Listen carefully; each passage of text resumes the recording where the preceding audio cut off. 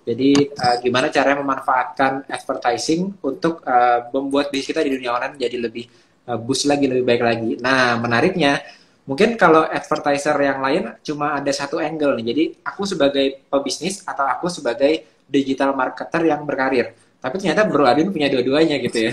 Nah, ini penasaran nih, jadi kita bisa ngobrol-ngobrol dari kedua sisi juga jadinya. Jadi gimana ceritanya kalau kita merintis sebuah bisnis, tapi gimana ceritanya kalau kita tergabung di sebuah brand yang sudah established, terus itu kayak gimana sih digital marketingnya di dalamnya gitu ya. Jadi ada dua angle nih. Nah, tapi kalau boleh diceritain nih bro, sebelum kita ngobrol lebih jauh, boleh diintroduce siapa Adwin dan kesibukannya apa sekarang? Silakan. Oke, halo selamat sore, selamat malam teman-teman ya. Suaraku jelas nggak Mas Yosef ya? Jelas, jelas. Jelas ya. Oke, kenalin aku Adwin Rahmanto, saat ini di Digital Marketing Manager di Waring Kelambi. Kenal sama Mas Yosef ini cukup lama ya Mas ya, udah berapa tahun ya? Dari 2019 kalau nggak salah ya Mas ya? Iya, ya. Kurang lebih 3 tahun ya. Jadi sering ngobrol-ngobrol juga sama Mas Yosef, waktu itu sempat ngisi bareng juga ya Mas ya. Oke, nah jadi kalau misalnya sedikit cerita background, sebenarnya backgroundku itu, kalau kuliah, itu aku kuliahnya di IT, di teknik informatika di Telkom ya, di Bandung. Nah, cuman karena waktu itu mungkin eh, RAM otakku tuh nggak nyampe, Mas. Jadi untuk ngejar informatika tuh kayaknya, waduh ini RAM-nya perlu di-upgrade nih. Dan akhirnya aku coba-coba jualan pada saat itu, banyak jualan aku cobain, mulai dari coba jualan roti, jualan donat, sempat jualan keripik juga waktu itu di Bandung, sempat ngehits keripik Maici, aku sempat ikut Oh jualin. iya, iya, Maichi ya. Ya, terus aku sempat jualan, akhirnya bikin brand sendiri juga, brand keripik juga pada saat itu. Terus aku sempat jualan susu murni juga, buka kayak kedai-kedai susu murni gitulah di dekat kampusku. Sampai akhirnya aku sempat jualan herbal secara online pada saat itu. Nah, pas, Oke. pas jualan herbal itu sih Mas, akhirnya aku ngerasain bahwa kan sebelumnya aku offline semua tuh Hmm. jualinnya. Nah, pas jualin produk herbal, aku secara online di situ baru ngerasa penjualan yang cukup signifikan pada saat itu. Dan dari situlah ya alhamdulillah mulai ngerasain bahwa jualan online itu benar-benar menghasilkan. Bahkan pada saat itu waktu masih kuliah itu di 8 bulan pertama jualan online itu bisa nyentuh di omset 200 jutaan per bulannya. Wah, padahal baru merintis waktu itu ya, kayak baru masuk Herbalife ke online, terus belajar Yes, digital, langsung bisa sampai segitu ya. betul. Waktu itu masih pakai BBM tuh, Mas. Zaman-zaman masih Oh pakai iya, zaman itu BBM. ya. Iya, Iya, iya. itu seru banget sih. Terus dari herbal akhirnya, Nah, akhirnya setelah dari herbal dari situ ngerasain oh ternyata jualan online bisa segitu apa ya berimpactnya gitu. hmm, Penjualan cukup signifikan dan dari situ akhirnya mulai seriusin lagi belajar secara online itu lebih banyak lagi, lebih ngedalamin lagi. Dulu cuma pakai BBM, sekarang akhirnya belajar sosial media, terus belajar digital marketingnya, Facebook Ads dan lain-lain tuh mulai dari situ. Gitu. oke, oke. Jadi kalau di IT itu basicnya IT, tapi kalau di digital marketing uniknya biasanya orang-orang yang tengah-tengah ya. Jadi butuh kreativitasnya butuh, tapi butuh hal teknis tapi nggak terlalu teknis banget. Itu biasanya justru cocok di digital marketing ya. Kayak Iya, Bro Adi. betul, betul. Kalau Benar. misalnya ngomongin dropshipper sama brand owner tuh sebenarnya mungkin banyak teman-teman di sini kan mulainya dari pemula gitu. Kita masih mindsetnya ada beberapa yang dropshipper. Tapi beda nggak sih sebenarnya kalau kita ngomongin jualan waktu dulu kan herbal tuh ngambil dari orang dropshipper. Tapi begitu berubah jadi brand owner, sebenarnya dari sisi digital marketingnya ada yang berbeda nggak sih? Nah, sebenarnya pasti ada yang berbeda gitu ya antara dropship sama ngedevelop produk sendiri. Karena memang dari sisi yang pertama dari sisi harga, kalau untuk dropship kan kita nggak bisa terlalu banyak mainin tuh untuk Hmm. pricing dan lain-lainnya. Udah gitu secara visual branding itu mungkin kita akan ikut aja dari si produsen gitu kan. Beda kalau misalnya kita yang benar-benar ngedevelop sendiri kan ya ibaratnya sesuka kita kreativitasnya seperti apa. Tapi memang dari sisi apa ya dari sisi pembelajaran itu di dropship banyak banget yang bisa dipelajarin karena sebenarnya Hmm. ujung-ujungnya dari bisnis itu kan ujung-ujungnya adalah sales ya penjualan. Ya. Nah di dropship itu dulu aku bisa belajar banyak banget cara jualan yang efektif, cara Hmm. ngelayanin pelanggan karena dulu aku bener-bener ngelayanin sendiri tuh kalau ada pertanyaan, kalau ada yang mau order, follow up itu bener-bener belajar banget gimana caranya nge-closingin dan lain-lain itu pelajarannya banyak banget. Terus belum lagi negosiasi, belum lagi cara memilih supplier, itu kan banyak banget pembelajaran yang bisa diambil ya, yang berimpact langsung ke sales, ke penjualan. Nah, beda ketika misalnya mau ngedevelop produk sendiri, itu kan otomatis akan mikirin dari sisi packaging aja udah mulai mikirin tuh. Dari packaging, dari nama, dari pricing, belum lagi kalau lebih dalamnya lagi ya strategi branding marketingnya itu kan akan jauh berbeda gitu. Game plan-nya akan berbeda. Jadi mungkin ada yang penasaran juga ya, kita topiknya seputar digital marketing, tapi kok dari Instagram Live ya. Nah, kalau katanya Bro Adi nih teman-teman, digital advertising itu 90% mindset, 10% skill set ya Bro ya. Jadi kadang-kadang udah masuk ke skill setnya dulu, masuk ke dashboardnya dulu, tapi 90% ini skip ya sebetulnya. Nah itu kenapa kayaknya kita mau ngobrolin seputar mindset digital marketingnya juga nih. Supaya nggak tiba-tiba langsung lihat YouTube terus masuk ke dashboard ternyata nggak berhasil ya. Justru bukan karena teknikalnya tapi karena mindsetnya. Nah kalau ngomongin mindset, apa sih yang perlu diperhatikan buat teman-teman yang mungkin baru mulai digital marketing ini bro? Yang sering mindsetnya ini justru keliru gitu, buru-buru masuk ke teknikal tapi missing sesuatu yang penting sebetulnya. Apa tuh bro? Oke, jadi kalau menurutku yang paling krusial itu adalah menjadikan ads itu sebagai satu-satunya alat buat jualan. Itu sebenarnya salah satu mindset yang sering banyak banget keliru. Dan ibarat kata mereka langsung pelajarin secara langsung teknis iklannya tanpa tahu ini apakah produknya memang udah produk market fit atau belum, produknya dibutuhkan sama market atau belum. Karena ujung-ujungnya penjualan itu bisa nge-boost atau enggak itu adalah dari produk. Itu sih yang aku pelajarin. Jadi bener-bener yang aku rasain itu ketika produknya memang bagus, itu dari sisi strategi boleh ada tambahan strategi, tapi itu akan lebih mudah untuk menjualnya ketimbang kita memang ini produknya ini ibarat kata udah di boost gimana pun tetap akan berat, itu beda gitu. Makanya penentuannya sebenarnya adalah itu di produk dan jangan jadikan ads sebagai satu-satunya alat untuk jualan gitu. Itu sebagai insight aja, bukan sebagai insight, jadi sebagai salah satu tools, salah satu channel untuk kita nge-boost penjualan itu di ads. Kenapa? Karena di ads itu enaknya kan datanya semua kelihatan ya. Maksudnya dashboardnya kita dilihatin berbagai macam data yang mana kalau misal kita bisa benar-benar pelajarin data apa yang kita butuhin dari situ, itu bisa ningkatin di scale-nya bisa lebih enak ketimbang kita nggak punya data yang mana ini masih kira-kira gitu, kayaknya pakai cara ini efektif, kayaknya pakai cara ini efektif, tapi sebenarnya kita belum tahu datanya gitu. Nah pakai ads itu kan kita bisa ngukur gitu. Oh ada datanya, kita campaign pakai konten ini kelihatan ada datanya nih, CTR-nya berapa, yang ngeklik berapa, impression-nya berapa, itu kan ada semua. Nah kalau misalnya kita nggak pakai ads, itu kan kita agak sulit untuk ngukurnya sebenarnya. Tadi kalau ngomongin produk market fit itu berarti kecocokan antara si produk yang kita mau pilih sama si pembelinya ya, market fit. Betul. Nah kalau sebelum kita masuk ke ads-nya atau digital ads-nya, cara kita memastikan produk atau marketnya nih fit itu gimana kalau kita sebagai dropshipper? Sedangkan kalau dropshipper kan kita ngambil produk dari orang lain.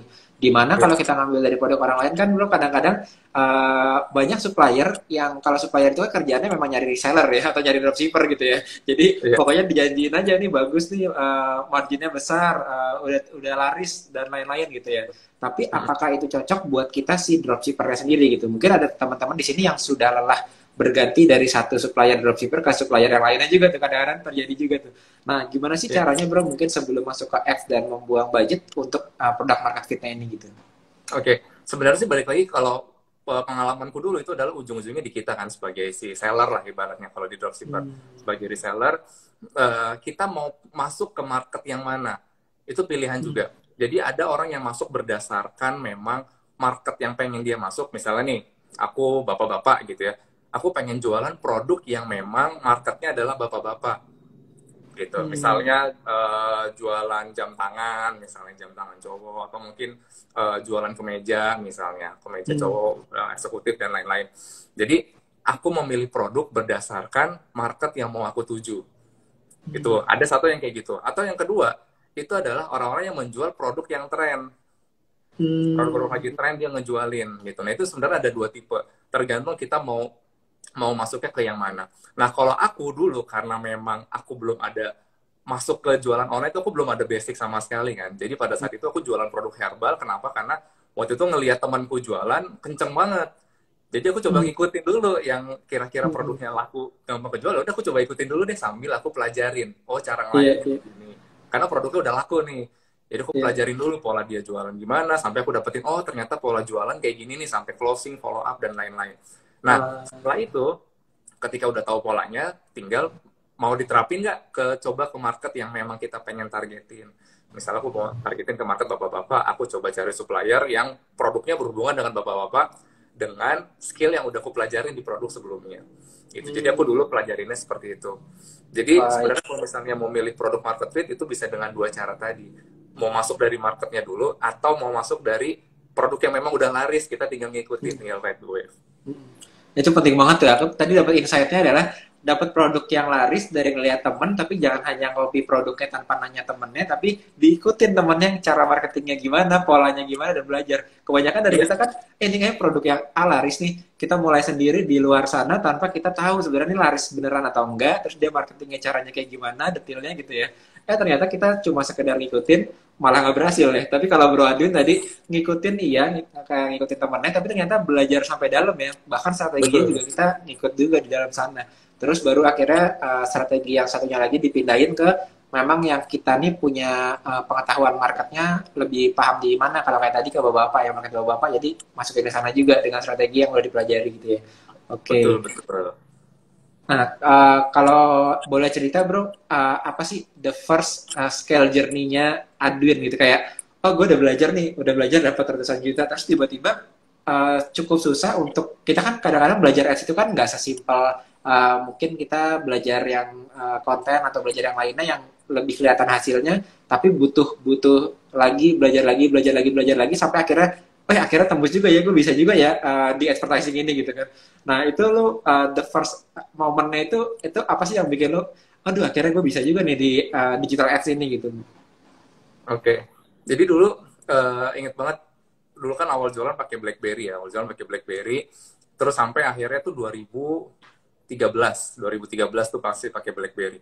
Sampai akhirnya waktu itu di sekitar 2015 2016 tuh Facebook Ads udah Hmm. masuk atau memang udah sebelumnya gitu pokoknya aku sendiri baru tahu Facebook Ads itu sekitar 2015-an. Oh, ada Facebook Ads. Sempat pelajarin, sempat cari tahu, cuman belum bisa praktek. Kenapa? Karena dulu bener-bener pembayaran cuma pakai kredit card. Sedangkan aku Hmm. nggak ada gitu kan. Jadi ya udah cuma Hmm. belajar doang tapi nggak praktek.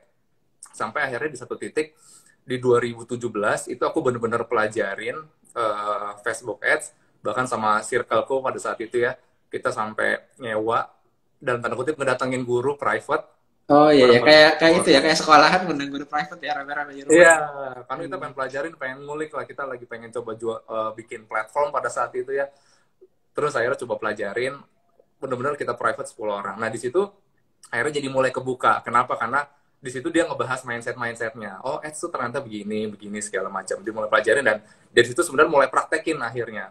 Jadi itu di 2017 aku sempat bikin platform ya bareng teman-teman platform affiliate kayak gitu pelajarin cuman memang pada saat itu mungkin karena marketnya belum terlalu terbuka dengan affiliate di tahun 2017 akhirnya itu hanya bertahan sekitar setahun kurang lebih setahun ya tapi dari situ aku akhirnya bisa belajar banyak tentang digital marketing cara ngiklan dan lain-lain itu akhirnya benar-benar pelajarin dari situ sampai akhirnya aku sempat pegang importir.org juga sama entrepreneurs.id untuk dari sisi iklannya dari situ belajar banyak lagi sih karena mulai ngiklan secara lebih masif lagi gitu. Nah, ini apalagi sekarang juga masuk ke yang brand ya. Jadi Bro Adun ini Ya. uniknya yang megang dari mulai dropshipper, reseller, buat platform affiliate sendiri, terus naik skala ya, skala budgetnya juga naik dari sisi skala Betul. budgetnya, terus dari sisi skala brandnya juga naik ya. Dari tadinya brandnya mungkin buat brand sendiri, sekarang brand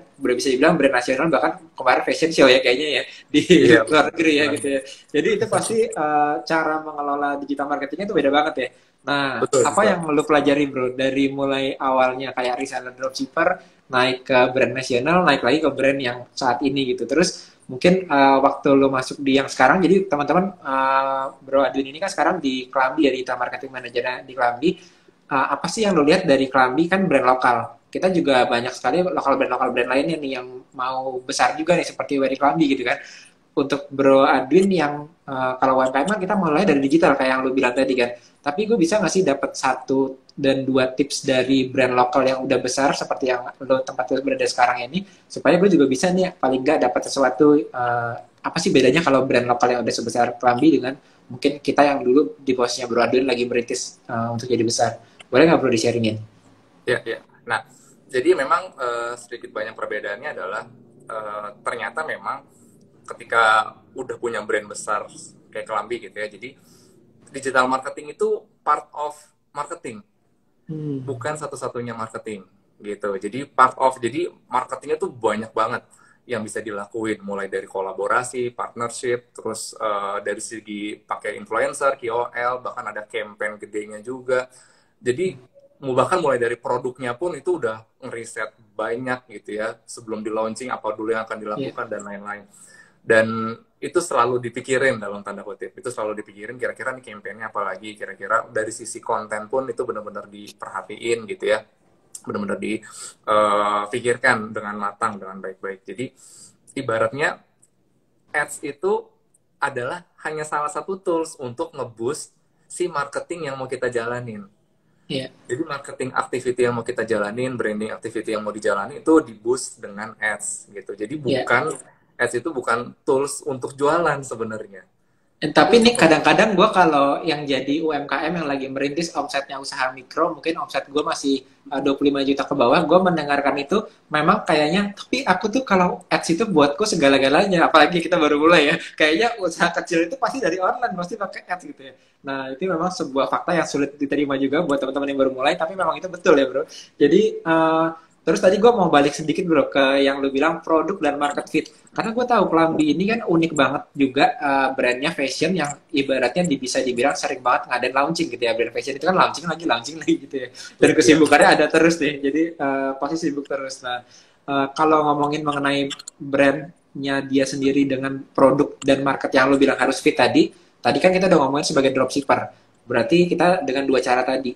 Kalau kita ngomongin sebagai brand owner, produk dan market fitnya, itu kadang-kadang kita udah nemuin produk yang bagus, udah bisa develop produk yang bagus, terus kita udah buat cocokin ke marketnya. Terus istilah gue adalah produk yang udah bagus, marketnya udah ketemu, terus go to marketnya udah kita kuasai pakai Facebook Ads nih, belajar sama Bro Adwin tuh strateginya banyak banget ya. Atau bisa di sekolah bisnis kalau gue sharingnya endorsement. Nah tapi go to marketnya udah berhasil. Tiba-tiba ternyata produknya bagus, go to marketnya ads endorsement KOL-nya bagus, tapi marketnya ini kan kita lupa bahwa orang itu berubah-berubah kan bro. Jadi kadang-kadang seleranya A, besok lagi keadaannya dinamis berubah gitu. Nah, gue pengen tahu gimana sih caranya di brand yang selalu harus update sama tren kayak di Kelambi, seberapa sering lu digging customer insight lagi supaya produk yang mau di launching atau program marketingnya itu bisa relevan sama perubahan market itu bro. Oke. Jadi sebenarnya lebih ke arah ini ya. Kita selalu ngelakuin yang namanya test and measure. Jadi ketika ada sesuatu yang memang ini kayaknya akan berubah, kita akan lakuin testing dulu. Ibaratnya gini, kita mau berubah harga misalnya, mau pricing mau dirubah. Itu nggak langsung semuanya, semua produk berubah harganya. Tapi kita tes dulu 1-2 produk. Misalnya kita coba tes deh, misalnya mau dinaikin.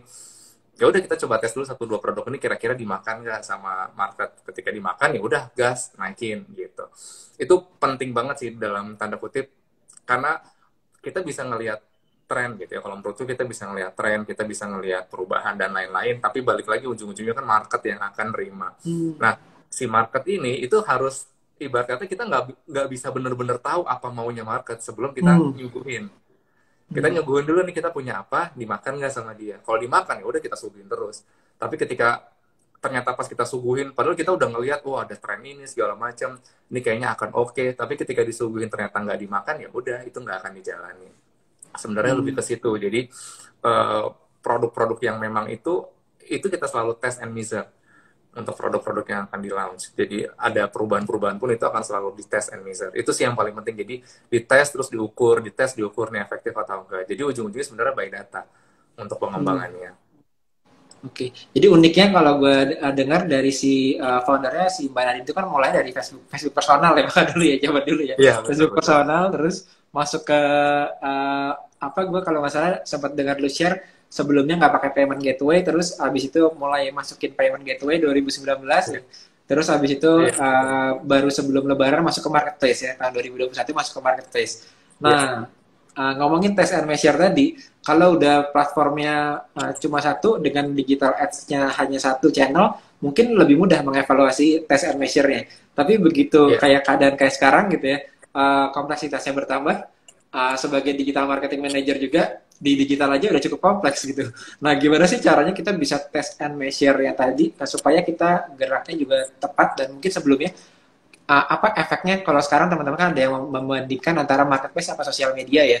Kalau di Kelambi sendiri Hmm. gimana, Bro? Nah, jadi sebenarnya eh, kita prinsipnya adalah kalau misalnya memang di channel tersebut itu ada yang makan, ya kenapa enggak kita kita kasih makan terus di channel tersebut gitu. Makanya pada saat itu memang mungkin di 2021 itu aku mungkin belum masuk ke Kelambi ya. Jadi insight-nya adalah yang aku dapetin bahwa ternyata di Tokopedia itu sangat-sangat nerima, sangat-sangat makan nih produknya, dimakan nih produk-produk Kelambi.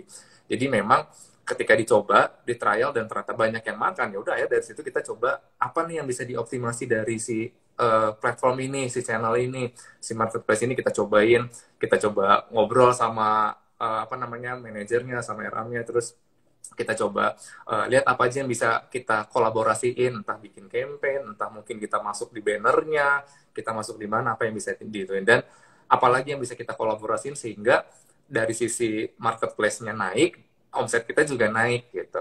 Itu coba dioptimalin. Terus yang kedua, untuk misal dari sisi yang lain, misal dari sisi website dan lain-lain, kita lihat selalu ngelihat data tiap hari, kita ngelihat perkembangannya naik turunnya gitu ya. Kadang naik, kadang turun, itu kita perhatiin.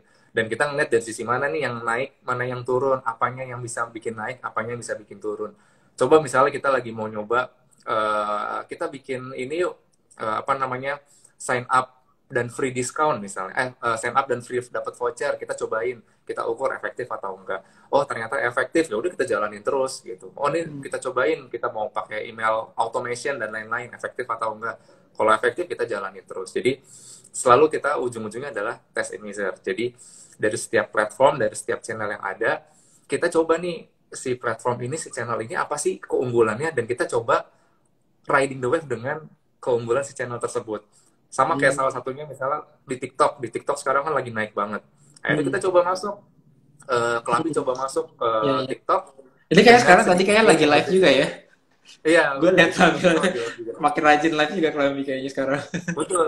Karena Oh. memang secara omset ternyata gurih banget live di TikTok Hmm. hasilnya gitu. Makanya ternyata akhirnya ngeliat kita coba 1-2 kali live, wah ternyata di luar ekspektasi kita gitu, jauh Ya, banget. ya, ya, Hasilnya tuh ya, benar-benar ya. gurih banget. Tapi Terus bagus ya, gue kita lihat cobain deh. gue Terus lihat followernya masih lagi merangkak naik 20K, tapi yang masuk ke live-nya udah 300 lebih loh. Jadi raving fansnya si Klambi juga nyamperin ke TikTok juga ya. iya, dari situ kan kita ngeliat, oh ternyata banyak juga nih peminatnya gitu. Dan dari sisi penjualan pun juga alhamdulillah naik terus gitu. Makanya kita coba, ya udah deh kita coba terus jalanin sambil kita lihat polanya. Polanya kayak gimana sih, dari sisi waktunya gimana, dari sisi produknya gimana, dari sisi mungkin kalau ada promo seperti apa, itu coba coba kita ukur gitu. Dari sisi ini apa sih yang efektif gitu. Jadi sebenarnya ujung-ujungnya adalah kalau di digital itu kan karena memang nggak ada sesuatu yang pasti kan. Apakah di sini akan berhasil atau enggak, itu nggak ada yang pasti. Jadi prinsipnya adalah testing, testing ukur itu selalu dilakuin sih sama kita. Jadi kita selalu ngetes terus diukur, ngetes diukur, ngeliat datanya gimana. Dari situ kita akan improve. Kalau ada yang kurang kita improve apa, kalau udah bagus kita coba gedein lagi, kita perbesar lagi gitu. Nah, ngomong-ngomong, kalau nggak salah waktu lu sempat join, udah bergabung, terus ada satu Ya. yang gue sempat lihat adalah ternyata selama ini perkembangan followersnya dari brand tersebut nggak masih agak mentok gitu. Ternyata lu bisa nemuin ceruk-ceruk follower baru yang lu bisa masukin ke brand tersebut sehingga kenaikan followernya jadi lumayan oke kan, jadi bagus kan. Nah, itu juga menarik ya. Maksudnya pertama adalah kok bisa, pertama pasti itu kan. Tapi kedua yang lebih menarik adalah kalau UMKM kan kita mikirnya kayak strategi game plan dropshipper adalah pokoknya gue masukin ambil produk terus gue jualin menggunakan pakai conversion ads gitu, pokoknya asal jualan dapat produk ya, laku ya udah berarti bagus, istilahnya jualan gue berhasil. Tapi waktu lu bergabung digital marketing manager di Kelambi, justru target objektifnya adalah gimana caranya kita bisa naikin followersnya tapi dengan nge-grab orang-orang atau market-market yang baru yang sebelumnya belum aware sama Kelambi gitu. Nah, boleh nggak mindset itu gimana sih bro? Nah, jadi sebenarnya ini ya, maksudnya itu sebenarnya kompleks. Jadi sebenarnya nggak cuma di satu followers, tapi followers dan omset tentunya. Omset juga kita perhatiin. Tapi kita coba ngambil keduanya, gimana caranya dengan followers bisa naik, penjualan juga bisa naik. Gitu. Nah, akhirnya kita coba-coba ulik. Balik lagi ujung-ujungnya ngetes gitu ya. Kita coba ngetes, oh ternyata dengan cara A, waktu itu kita ngetes, penjualan naik, cuman followers stuck nih. Followers dalam tanda kutip bahkan apa namanya lambat lah perkembangannya. Akhirnya udah coba deh sebagian kita coba alihin untuk strategi naikin followers gitu. Akhirnya kita karena kita juga pengen kan maksudnya followers tetap growth plus penjualannya juga naik karena ujung-ujungnya adalah kalau misalnya followers growth itu kan sebenarnya aset digital kita kan, aset digital dari brand bahwa itu adalah bisa dan itu akan sangat jangka panjang gitu untuk kedepannya si followers ini. Makanya perlu kita bangun juga, kita maintain supaya ini bisa naik terus. Gitu. Jadi mindset adalah bahwa si followers ini itu juga aset digital jangka panjang untuk brand. Tapi penjualan juga dibutuhin untuk saat ini gitu. Penting Karena juga kan ya. pasti itu kan resell, kan. Jadi Nah, itu akhirnya kita coba. gimana caranya tadi lo bisa tetap penjualan tetap oke, tetap naik, tapi ada strategi yang dirubah supaya follower juga ikut naik gitu ya. Jadi sama-sama ada kenaikannya juga ya. Betul, betul. Jadi akhirnya dari situ mikir kan, maksudnya kita cobain A, oh ternyata nggak jalan, jalannya cuma di satu sisi nih, penjualan naik, cuman si followers nggak naik. Berarti sekarang kita mikirin gimana caranya biar followers naik, ini juga naik penjualannya. Dari situ akhirnya kita coba-coba testing dari targetingnya, kita coba dari konten, mana sih konten yang paling banyak likes-nya dan komennya kita lihat, oh konten model kayak gini nih, misalnya video dengan video si influencer misalnya, oh ini ternyata yang paling bagus. Yaudah kita coba naikin deh, targetingnya coba kita pecah, bla bla bla, kita coba targetingnya kita coba beberapa gitu ya. Kita testing dari targeting juga, dari sisi kontennya juga. Nah, kita lihat, balik lagi ukur 3 hari gimana jalannya, 5 hari gimana. Dan ternyata pada situ akhirnya ketemulah, oh formulanya ternyata dengan konten kayak gini, targeting seperti ini, itu bisa naikin followers gitu. Dengan penjualan pun juga tetap ke impact, penjualan juga waktu itu naik. Seperti itu. Jadi Oke, ujung-ujungnya wah. balik lagi, prinsipnya sih ujungnya adalah testing. Kalau dari itu. Sepertinya kayaknya semua marketing yang baik dan benar itu pasti perlu testing ya bro ya. Kadang-kadang Betul, kita juga betul. bingung loh. Kita kalau buat Betul. konten di sosial media kita udah posting, kita lihat insight-nya, hasil post insight-nya gitu kan. Oh yang berhasil, yang nggak berhasil.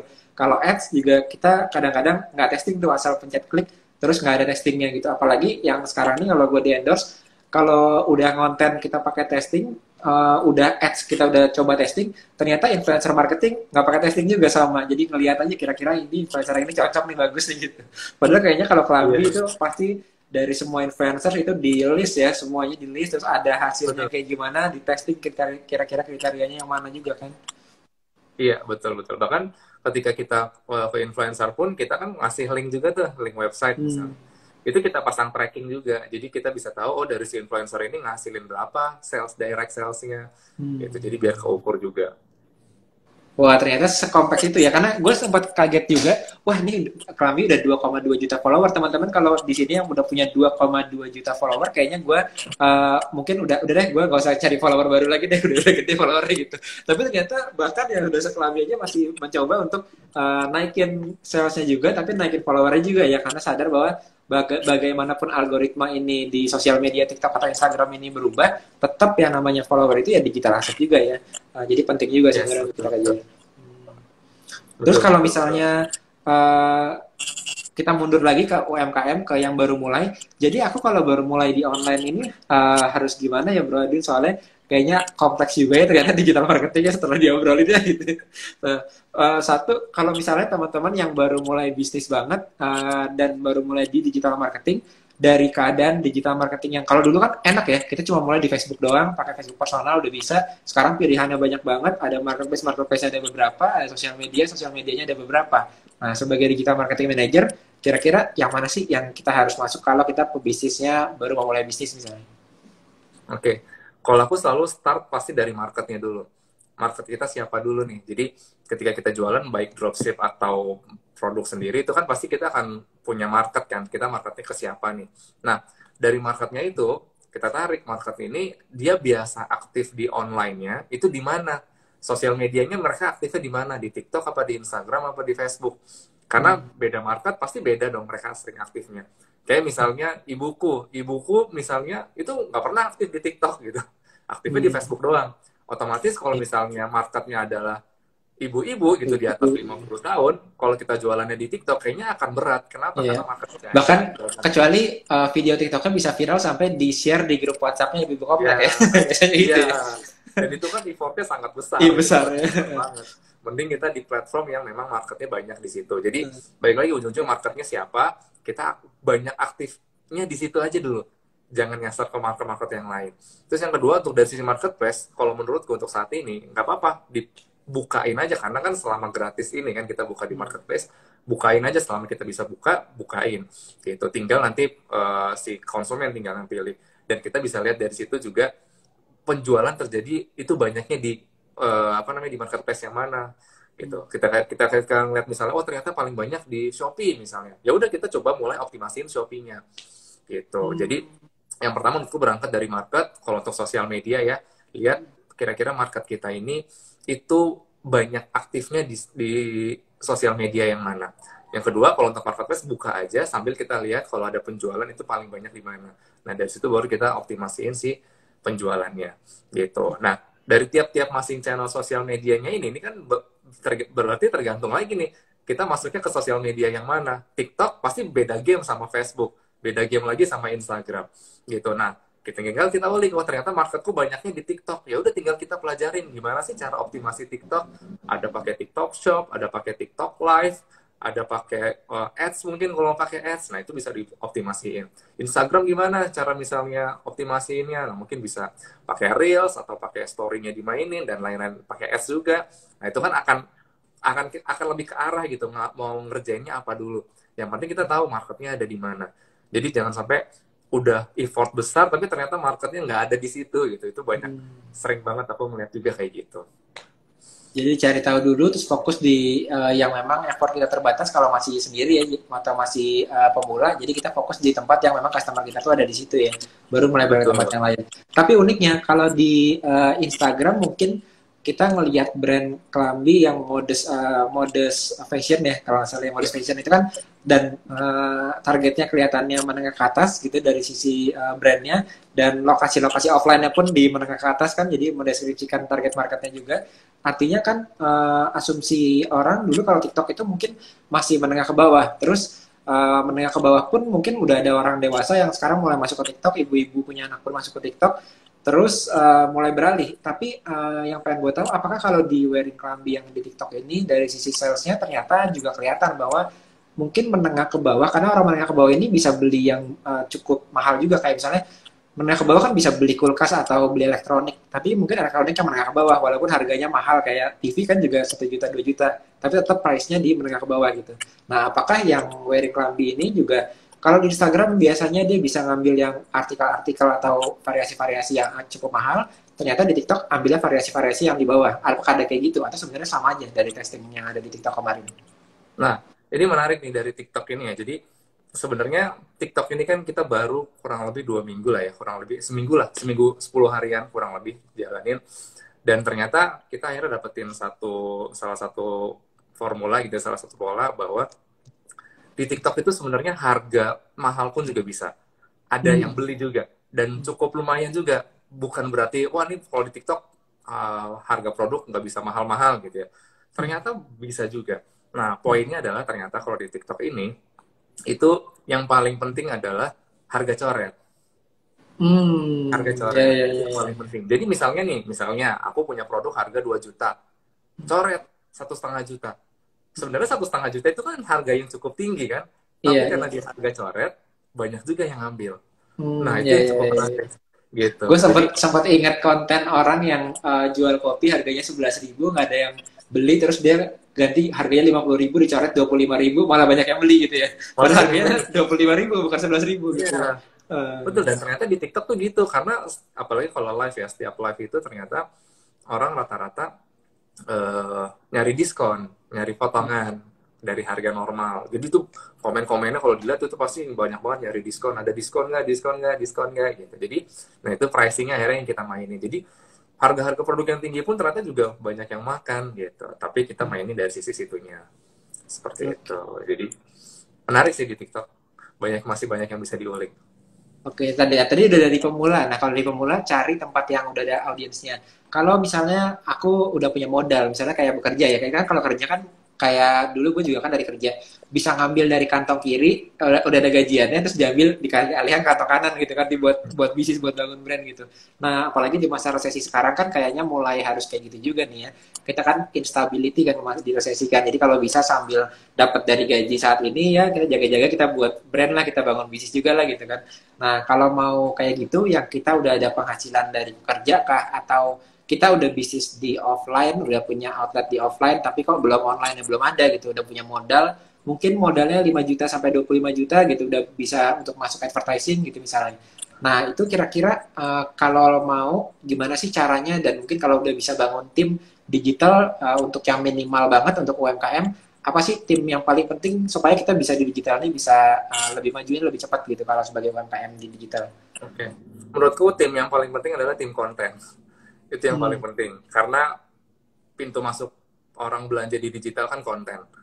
Ya, orang ngelihat konten dulu menarik atau enggak, sesuai sama mereka atau enggak, baru akhirnya mereka mau coba lihat-lihat lebih dalam. Jadi, kalau misalnya mereka udah punya dana gitu ya, buat bangun tim, saranku bangun tim konten.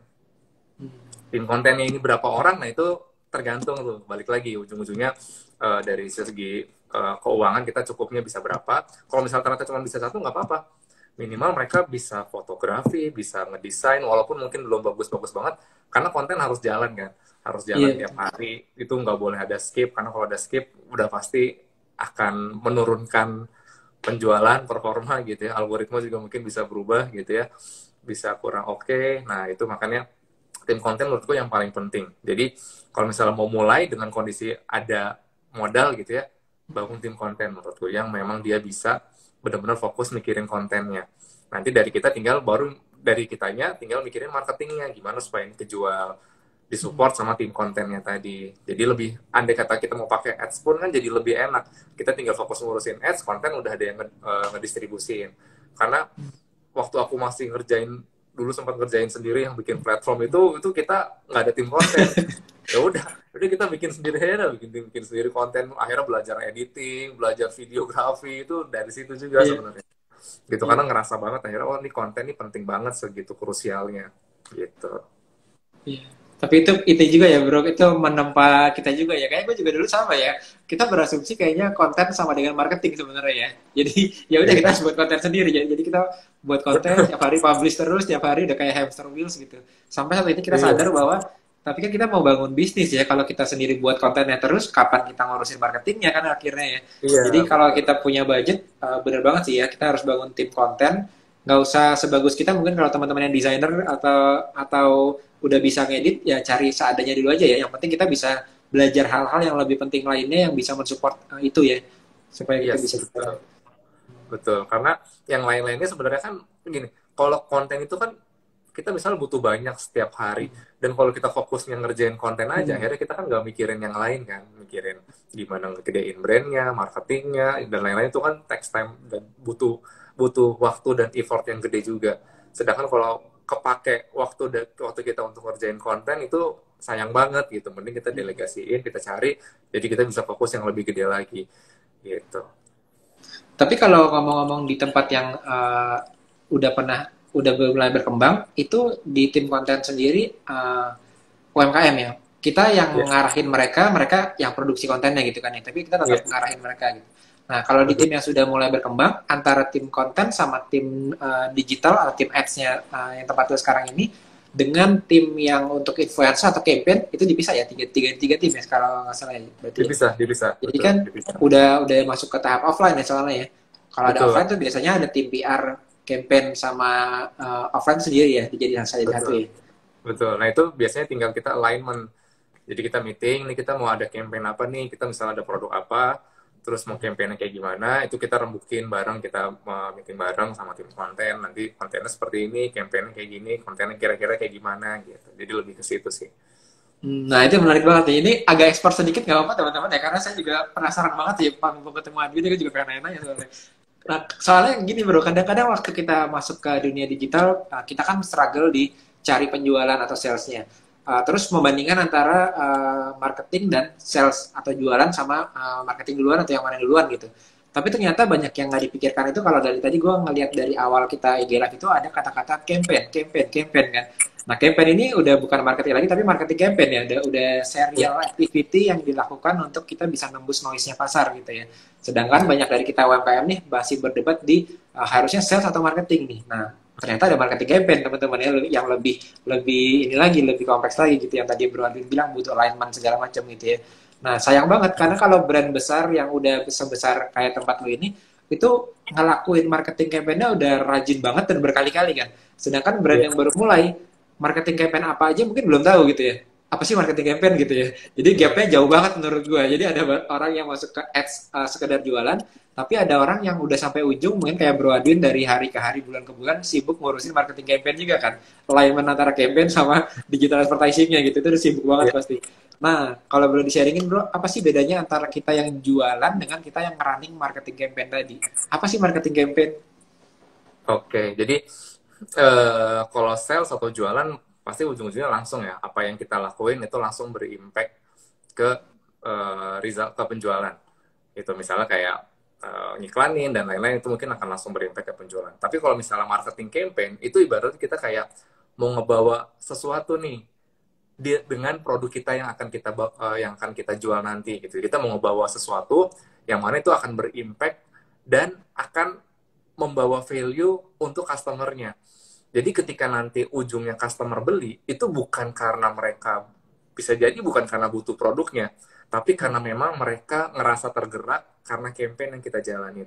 Contoh misalnya, uh, ini menarik banget sih. Jadi sempat waktu itu kita ngobrol gitu ya sama salah satu tim marketing kita juga ngobrol sama salah satu agensi, dan ini menarik banget. Mungkin Mas Yosef juga tahu ya ada produk Haus Indonesia. Ini menarik banget.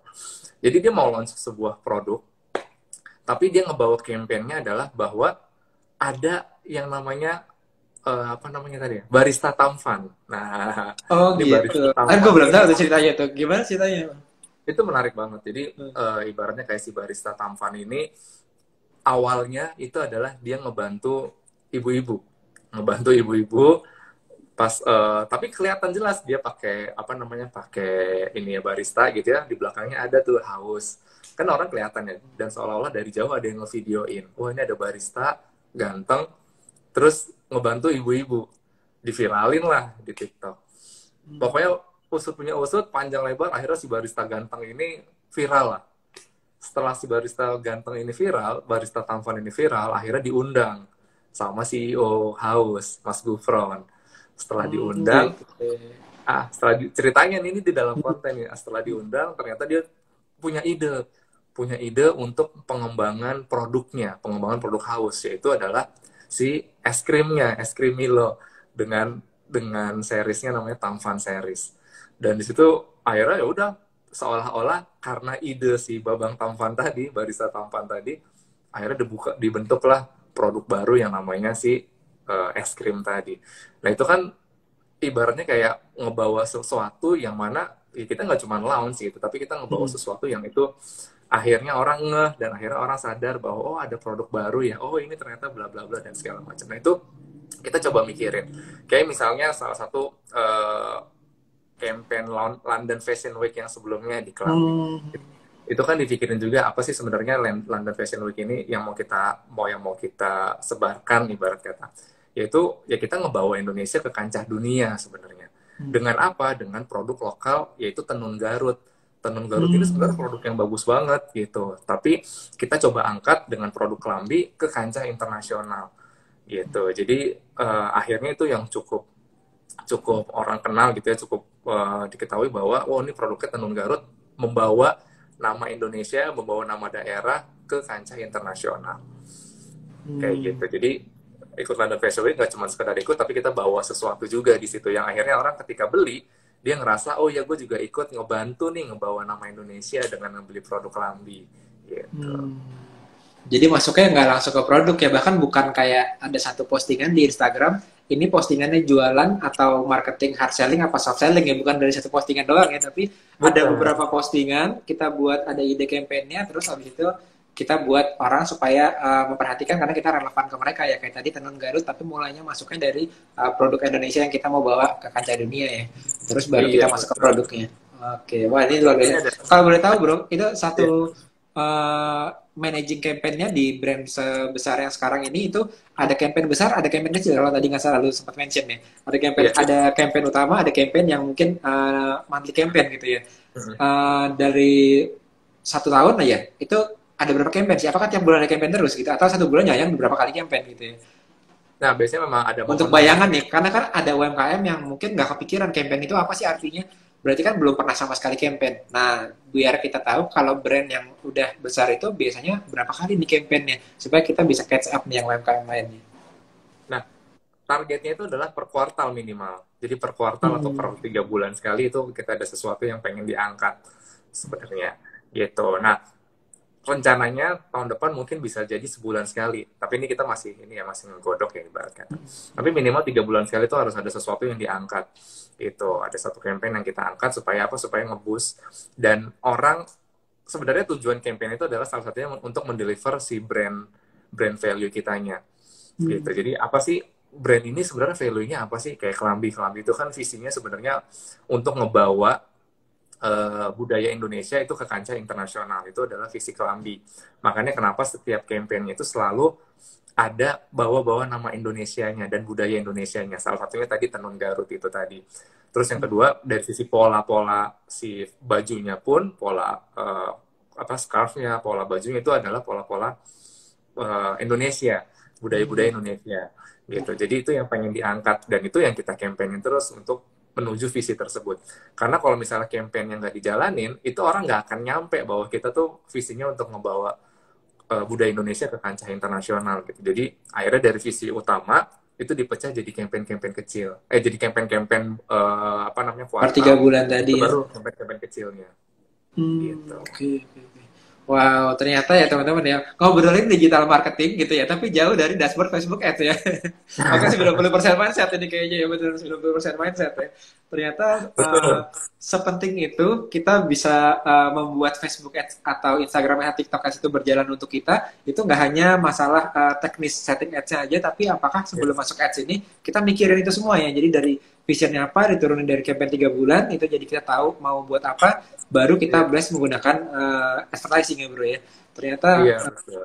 hmm. Jadi ads itu kayak supportnya lah, support untuk marketing campaign yang kita jalanin, sesuatu yang memang kita lagi coba bikin gitu, itu ditunjang atau disupport sama ads. Karena dengan ads kan kita bisa mendeliver ke lebih banyak orang lagi kan, nggak cuma ke followers doang gitu. Kita bisa menarik untuk yang lebih luas lagi, mungkin di luar followers juga gitu. Apalagi algoritma Instagram juga sekarang kan walaupun dari 2,2 juta followers yang ngelihat paling sekian persen doang gitu, Hmm. cukup kecil Hmm. gitu. Algoritmanya kan memang begitu karena Hmm. mungkin supaya kita juga pakai ads kan. Nah itu Hmm. pun akhirnya kita coba gunain ads untuk mendeliver konten ke lebih banyak orang lagi. Hmm. Wow, terus kalau ngomongin tadi dari mulai campaign-nya, terus udah ngomongin masalah masalah dashboard-nya, terus kita masuk ke kalau kompleksitasnya bertambah bukan hanya dari marketplace beda platform dengan sosial media, tapi ternyata udah masuk ke offline. Nah menariknya ya, gue ngeliat dari Kelambi ini juga dari tahun 2021 kan udah buat yang offline ya, buat Ya offline betul. pertama kali tuh September 2021 buat offline pertama.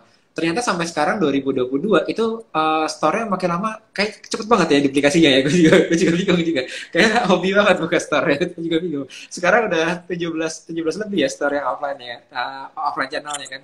Nah, pertanyaan gue adalah Offline itu sama sama department store. sama Jadi departemen offline nih. Ada di online Sogo ya, ada di Metro ya. logo Metro ya. Nah, pertanyaan gue, integrasi omni-channel ini antara yang lu kan digital marketing manager, apakah juga ada involvementnya ke yang store conversionnya juga, atau ini dua-duanya terpisah? Dan apakah ternyata campaign tersebut di running juga di area tertentu di mana si ini baru buka brandnya. Mungkin karena gue ada juga kan teman-teman kita yang sebenarnya udah punya toko di offline gitu, tapi dia mau coba menggunakan digital marketing juga gitu. Mungkin bisa belajar dari cara Kelambi untuk merunning campaign dari digital marketing, tapi untuk mensupport yang offline juga gitu. Boleh di-share nggak sih, Iya, bro? boleh. Jadi kalau untuk offline memang kita pasti kan mikirin bareng-bareng juga tuh untuk si campaign-nya seperti apa. Nah, setelah udah tahu, balik lagi ujung-ujungnya kita boost di ads untuk bisa ngejangkau si konten yang mau kita deliver ke lebih banyak orang lagi. Cuman memang mainnya itu hanya lokal di area store kita aja.